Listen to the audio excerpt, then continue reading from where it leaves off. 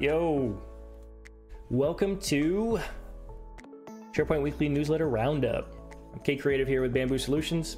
Can't believe that I thought I had started the stream and I apparently had a pop-up I had to click on, and so it didn't start, so my bad. Anyways, here we go. This is our weekly newsletter Roundup on Fridays at noon Eastern. We go through the newsletter that we send out to everyone at 8 a.m.-ish, and we do it together a little bit more interactively. I do it on the daily, though, at 11 a.m. Eastern for our daily open chat here on Twitch and YouTube. So if you're interested in jumping on at 11 a.m. just to kind of talk about the latest news for the past 24 hours as opposed to our weekly, you can do that too. So let's get started. Usually takes about half hour to get through the newsletter, so let's do that together now. Let's see here. Where's it at? I saw it this morning. There it is. So I'm going to open it up in the browser. And we'll get on our way. Here we go. Oop, I did not mean to drop that on the page there. Hold up.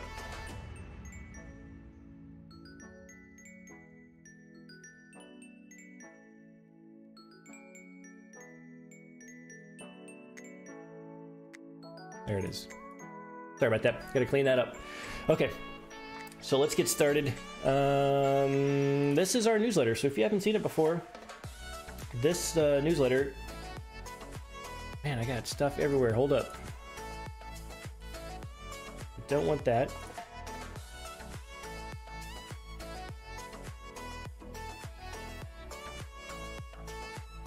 I've lost my Twitch page. What did I do with that?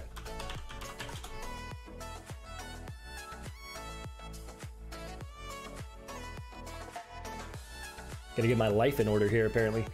So anyways, this is the newsletter. So we send this out every Friday, like I said, 8 a.m.-ish. This is what it looks like. So I've opened up in the browser as opposed to going through it in my email.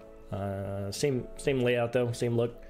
And what we do is we go over the top news stories across the SharePoint space and covers anything dealing with any servers or Azure infrastructure or anything that could possibly be connected to SharePoint anyway. This whole newsletter is about that. So here's some of the top news stories we'll go through, a bunch of the stuff that's going on around in the blogosphere. So all of those MVPs out there and, interested parties that are posting about SharePoint anything. We're going to highlight some of those, and you can click on them and dig into them a little bit deeper. So today we're just going to touch high level on all this stuff and just kind of talk about what's going on in the SharePoint space. And then there's a bunch of events that are happening in the SharePoint world too. So let's get started. Top news stories.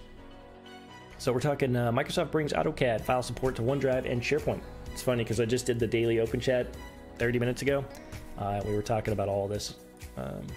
And so, yeah, so what they've done is they've integrated, or they've built a way into your SharePoint document libraries now to be able to upload AutoCAD file types. So now if you're in that CAD space, the computer-aided drafting space, you can actually use SharePoint in OneDrive to host those AutoCAD files. And when you click to open them, it will send them over to AutoCAD's web app and open them in the web. You don't even have to have AutoCAD installed. But that's pretty neat if you're in that space.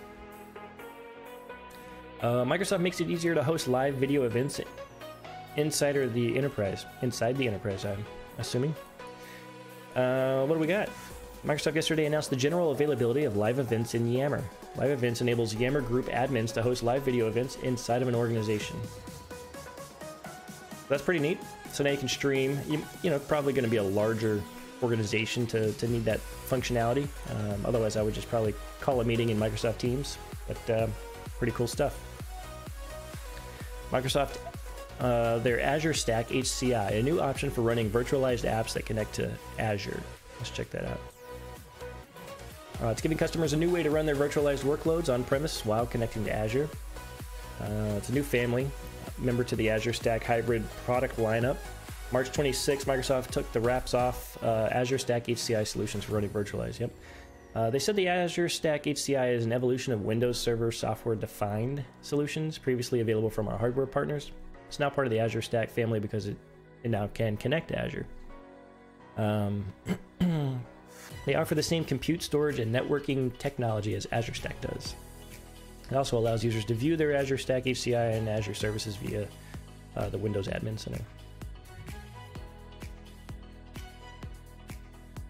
So you got a bunch of vendors out there that are integrating, and yeah. Some interesting news there around the Azure Stack HCI. Open up collaboration opportunities with Office 365 secure external sharing. Let's see what that is. When your business relies heavily on constant communication with contractors, suppliers, and vendors and clients, sharing documents externally is inevitable. Out of my face pop-up. For digital workplaces of all sizes, it's no longer practical to work with digital documents without having to share them with guests and external users. Yep. True that. Enable, configure, govern, and train. By taking a few simple steps, you can ensure external sharing is used as intended. Start by choosing the right settings and communicating governance policies. Yeah, governance. It's a tough one to enforce sometimes. Absolutely necessary, though. Configure the sharing options in SharePoint, OneDrive for Business, Yammer, Teams, and Office 365 groups to liberate the exchange of information in a way that protects sensitive data.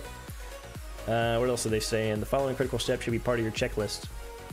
So given that end users may also share your fears about data security, it may be helpful to not only explain the security of the exchange, but also highlight how Office 365 external sharing features could potentially solve their daily communication and collaboration problems with guests and external users. That's a long one. Demonstrate the Office 365 external sharing capabilities. Take time to use case studies. Turn those tunes down just a hair, huh? Right, show them some past experience or case studies, etc., that kind of outline how to do that and how people have implemented. What else we got? Provide step-by-step training on completing the tasks. Yep. Drive secure usage of Office 365 external sharing. Oh, all right. So, anyways, ensure that you're following some governance practices there for your external sharing. That's how you do it. Anyway, a lot of updates, though, actually, on the whole external sharing capabilities there in Office 365. Really is kind of coming in line with, I like to say this anyways, that it's coming in line with those services you probably have used in the past, like Dropbox or Box, or, you know, there's a bunch of those kinds of tools out there. The interface for OneDrive and SharePoint and external sharing of things is coming in line with what those have been, in my opinion. But anyways, what else? Open up collaboration opportunities with Office 365. Yeah, we did that one. Microsoft to shield startups and IoT developers from patent trolls. I did see something about this. They launched an initiative to provide legal protection against so-called patent trolls for startups, as well as for larger companies that use its Azure cloud platform to power Internet of Things projects. Patent trolls, if you don't know, they're non-practicing entities, as they're formerly known, are an oft-discussed concern in the tech industry. They are firms whose business model is to acquire technology patents and use them to launch lawsuits against other companies. Yep. So Microsoft's new push to mitigate this phenomenon has two main elements. First, the company is going to donate 500 patents to the LOT Network, LOT, an industry body dedicated to combating patent trolls. Groups made up of several hundred tech firms that share their intellectual property with one another to provide a legal shield against intellectual property. Membership is free for startups with annual revenues of less than 25 mil. In addition to providing that access to the donated patents, Microsoft will enable startups in the LOT network to acquire up to 3 of them at no charge. That's pretty sweet.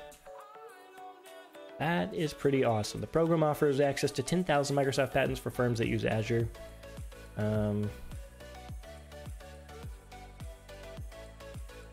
What else? Microsoft moved to broaden the legal protection it provides for its ecosystem comes 6 months after the company joined the Open Invention Network, which has a similar focus as the LOT network. Technology giant pledged to make the bulk of its 60,000 plus patent portfolio accessible to the group's 2,600 members for free. That's pretty sweet. Alright, moving on to the quickness. How retention impacts Office 365 storage. Good post here from Petri. If you're in the SharePoint space, I'm sure you've come across this site before, or this blog. He's a strong advocate for using Office 365 retention policies to keep information for long enough to nullify user deletion errors. What do we got here? Retention is an easy and effective mechanism to deploy, can eliminate some of the reasons why people feel the need to deploy separate backups. It's important to understand how retention policies work, how to recover items kept by policy if necessary, and the impact retention has on storage. Exchange mailbox storage. Situation for Exchange is straightforward. Storage is managed on a mailbox basis. Personal mailboxes used by Office 365 E3 and E5 accounts have a 100 gig quota for active mail. for retention purposes, Exchange mailboxes have an extra 100 gig recoverable items quota. So as items are deleted or changed, the mailbox folder assistant checks each item against the policy and keeps a copy of it in the recoverable item structure if necessary. So a lot of deleted email can be retained in 100 gig. That's no doubt. Shared mailboxes have a 50 gig quota, unless they're licensed. If licensed, shared mailboxes can get a 100 gig quota and can have an archive and be put on litigation hold. What about SharePoint storage? O365 gave SharePoint a new lease on life, and the growing popularity of Teams has introduced SharePoint sites to many who might have avoided the application in the past. To help tenants store more documents online, Microsoft bumped the default storage allocation for an O365 tenant by a 20-time factor. The basic calculation is 1 terabyte for the tenant plus half a gig for each licensed user, except for frontline user licenses. But if you need extra storage, it can be bought for 20 cents a gig per month.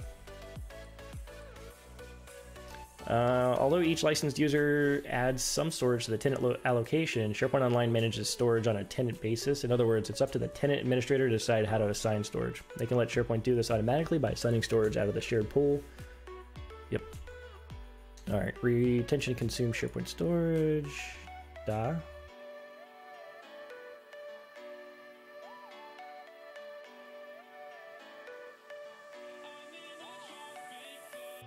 Obviously, retention quotas and things like that are not a reason to avoid deploying to Office 365 or to avoid deploying Office 365 retention policies. It's just an extra factor to consider when you plan your data governance. Interesting post there if you're on that admin side of things and you're looking for, to answer or, I guess, bring the meetings discussions around retention policies and maybe even storage quotas. Microsoft, SAP, and Adobe expand Open Data Initiative to enhance customer experiences. Let's see what they got.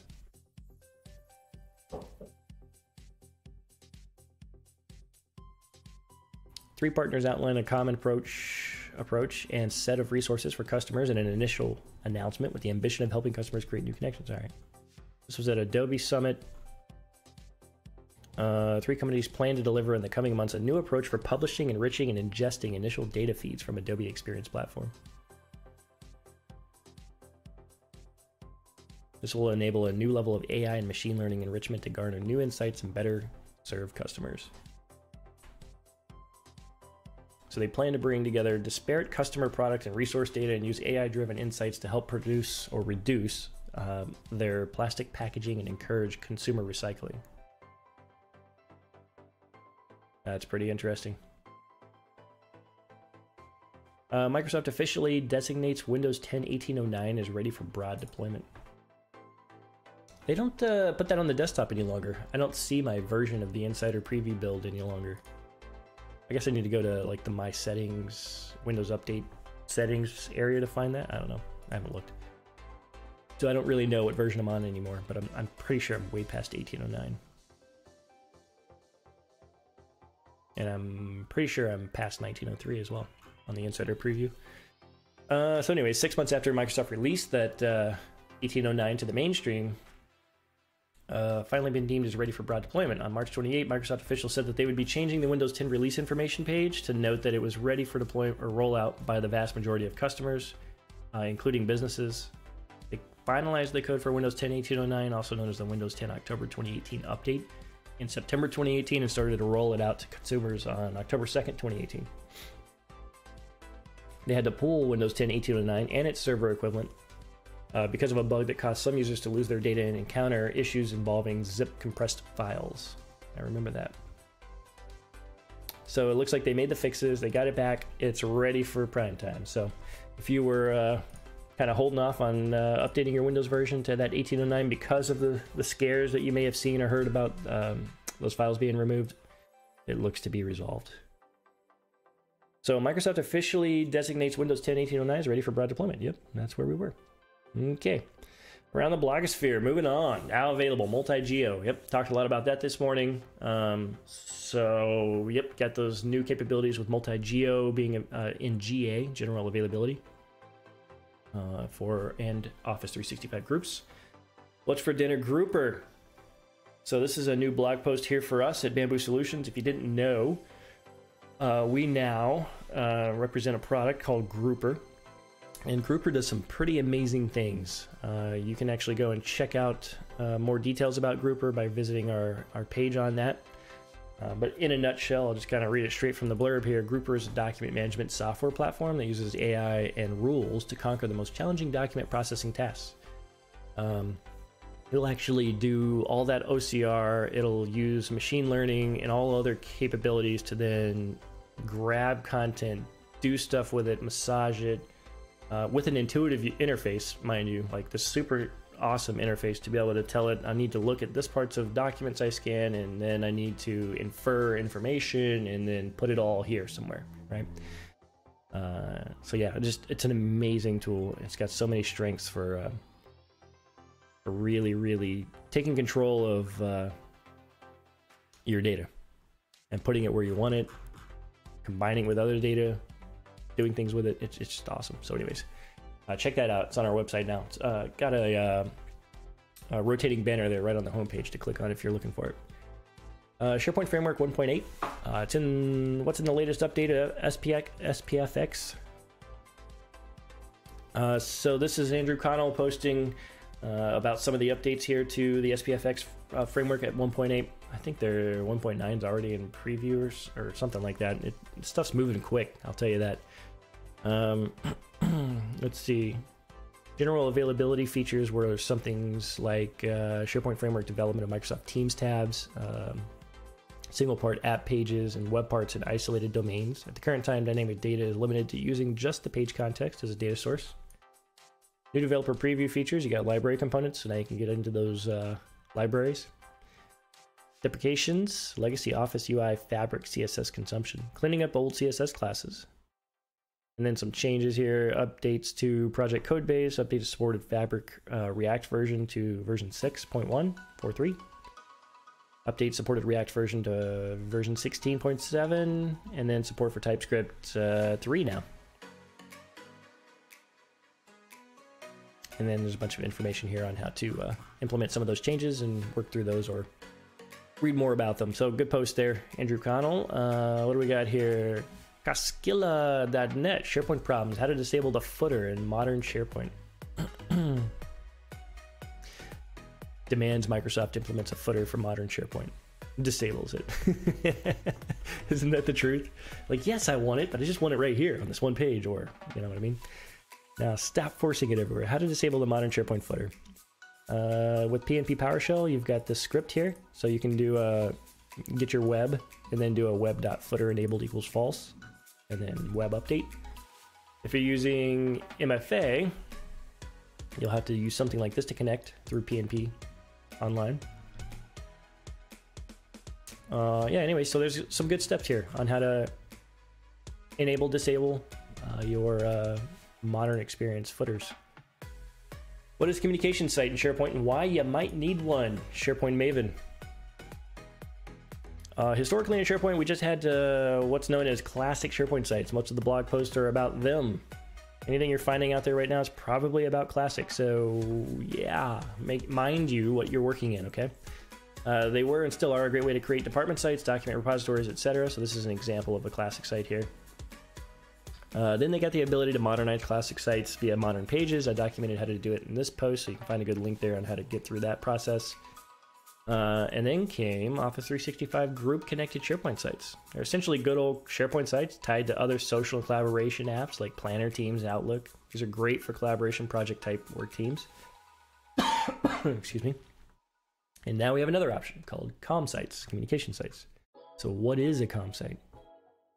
It's a new distinct type of site template. What sets it apart from a regular team site is that the communication site does not have the quick launch. There's no left-hand menu. Just like a 365 group site, a new site collection is created when you create a communication site. However, unlike those 365 group sites, you do not get any other apps. No Planner, no Teams. You just get a modern site as a separate site collection. Good notes there. So what are the benefits? You get a modern widescreen, no left-hand side navigation. Allows you to build visually appealing pages. You get a search box in the upper right-hand corner. And you get several layout templates to choose from. So you might want to use one of those for an intranet landing page, a company event, department employee facing sites, company or department status updates, new product launches, anything that you want to be visually appealing, more marketing centric, right? Like making it look good, selling it, whether it's internal you're selling to or external. How to create a communication site. So you go to the launcher, go to SharePoint, create site, and then there's a big box, communication site or team site, 2 options. Then you can choose a design for your communication site, topic, showcase, and bling. Anyways, good post there. Really, really good post there. Solution. Feature requires a browser that supports ActiveX controls when importing a spreadsheet to SharePoint. Let's see what this use case is.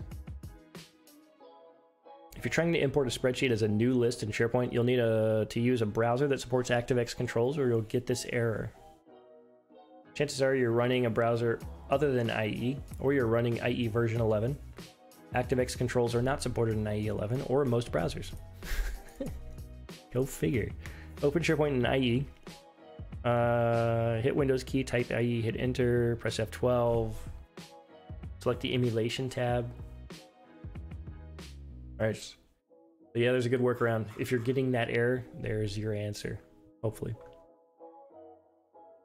What's the difference between classic and modern SharePoint team sites?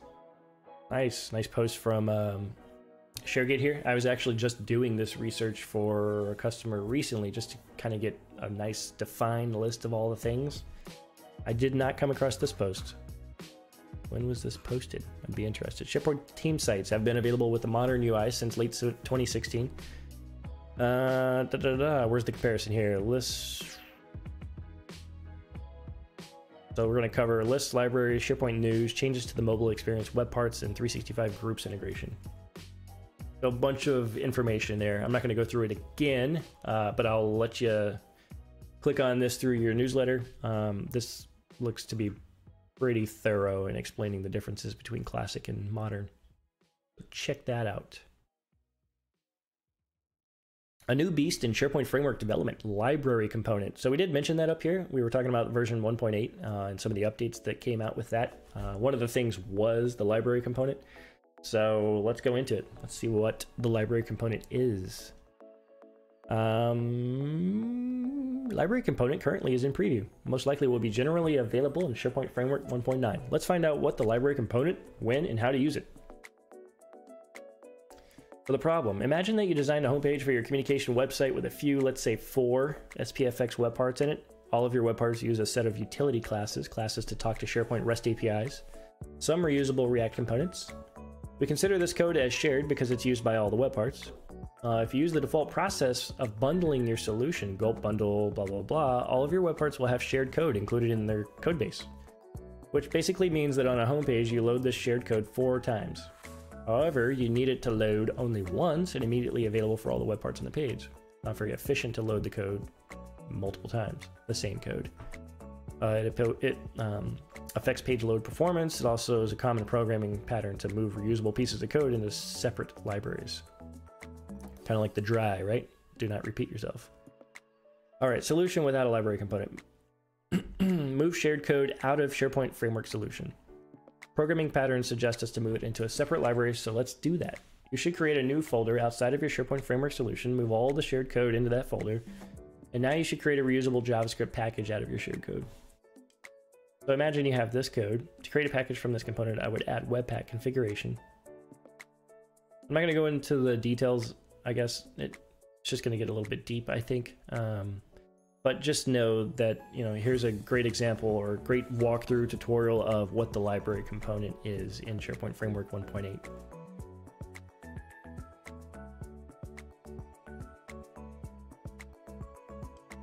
All right, what else?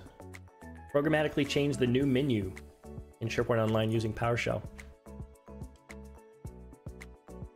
Oh, that's pretty cool. Back in 2018, Microsoft changed the way the new menu on a document library worked. You can now edit what is shown in the new menu directly from the library.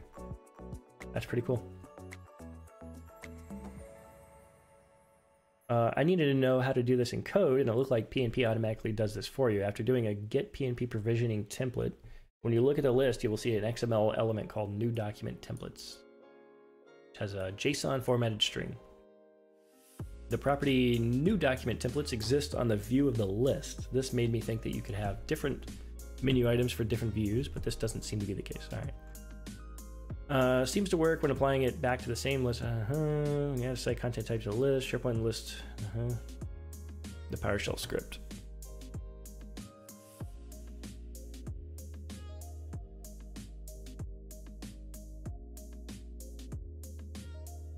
Yep, another nice technical walkthrough here. Pretty cool though, right? Like now you can control that control. You can control the control in your SharePoint Online document library, so you can actually tell it which items to add to that navigation under the new button. Pretty neat. Obviously, it doesn't look like it's a very simple process if you're going to go and run all this PowerShell, but it's something for you to do if you're looking to accomplish that kind of a solution. Last one here for around the blogosphere: SharePoint Online hub sites and global navigation placeholders. What we got here? They created a hub site for a new intranet recently. Initially, the idea was to create a global navigation that would match the navigation needed by my client. However, only a limited number of navigation options would have real links. As my client was happy with the general structure, we decided to add a few more real sites behind the links in the navigation. Quite quickly, I ran into the problem where it wasn't possible to update the links. Tried my personal tenant to replicate the same problem. I found that I was able to edit some links. There are now error warnings at all. No error warnings at all, but the updates simply don't happen. I got it. So how do you update them? When you have links added to your hub site navigation that point at your hub site's own URL, then it isn't possible to update those URLs. So for the only option I found is to add a new link and remove the original link. Okay. Not too much of a problem, but it is a pain. That's true. If you don't want to do this, you could also use PnP PowerShell to update the links by collecting a template for the site, adjusting the links, and then apply the template again. An alternative option might be using headers rather than links, avoiding the issue as well. Let's just check that out, see what it looks like.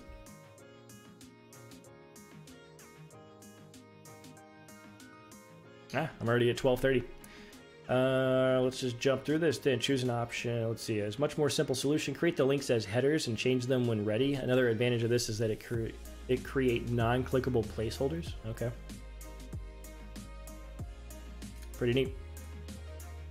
All right, that's it for the newsletter there, for all the news going on in the past week. We'll just go real quick here through the SharePoint events. So we've got SharePoint Saturdays galore, right? Summertime. To get those SharePoint Saturdays in. We got one coming up here in the DC area, March 30th, tomorrow. So we've got Chevy Chase, Omaha, Houston, Johannesburg, Twin Cities, Warsaw, Cape Town, Brno, Boise, Doha, Chicago suburbs, Atlanta, and then you got the big SPC conference, Vegas, 21st to the 23rd of May. Awesome. So yeah, lots of events to attend there, and I'm sure there's going to be one somewhere in your area if you're in the space. I would check that out. So I'm here at the half past the hour. I'm ready to get off. I appreciate y'all jumping on and watching, and we'll be back next Friday with the weekly newsletter roundup again like this to go over the newsletter. Again, if you haven't subscribed to that in the past and you'd like to, just to get the news for SharePoint, there it is in chat again. Yeah, I think let's see here. Yeah, that's it. Not tomorrow. Tomorrow's Saturday. I won't be here at work, will you? No. Monday, every day, we're doing our daily open chat. So come back Monday, 11 a.m. We'll be going over the SharePoint news that happened over the weekend or over the last 24 hours at least. So please come join me. Thank you guys again for jumping on. Catch y'all later. Have a great weekend.